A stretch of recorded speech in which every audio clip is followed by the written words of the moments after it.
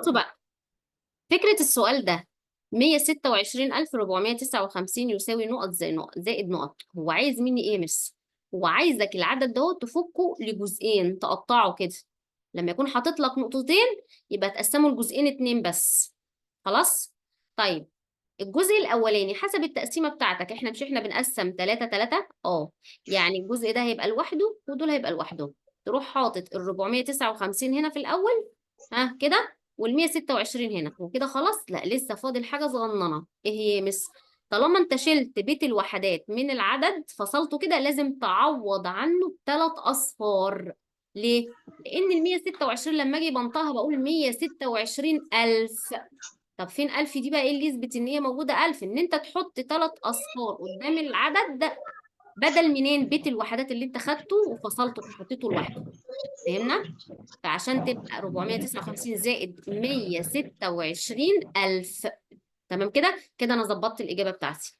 طب في النقطه الثانيه بقى اللي تحت دي، اللي هي بعد علامه تساوي دي، طالب منك كل رقم لوحده قيمته العدديه.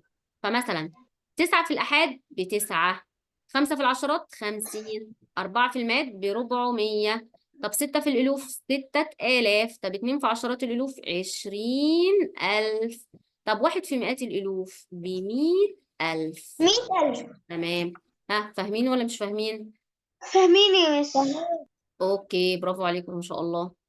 طيب نيجي بقى نشوف اللي بعدها. طب مين يحل معايا السؤال دوت؟ احمد حل معايا رقم أنا يا مس. احمد. طيب قول اتفضل. اول حاجه، ها تمام. اقرأ العدد كده الاول. اقرأ العدد. 384. طب هقول لك ممكن تقرأ العدد الاول بس كده. حاضر. هم 672,000 ها و384. تمام، الله ينور عليك. يساوي نقط زائد نقط. هحط هنا ايه؟ 384 واللي برافو بعدها عليك. 672. وكل بس واحدة بنزود لها 3 صفار. برافو عليك، ممتاز ما شاء الله. طب يساوي، كمل بقى يا محمد معايا انت. يساوي هيساوي كام؟ هفك كل رقم لوحده. قول يا محمد، محمد عبد الله. ها تمام. قول لي فك بقى كل عدد لوحده. يبقى ايه في الاول؟ 4. زائد.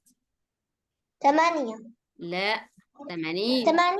ايوه، اه. مش احنا قلنا لما يكون في زائد لازم تحط الاصفار؟ صح. اه. طيب 3 تبقى حاضر. ايه؟ 300. برافو. طيب 2 تبقى ايه؟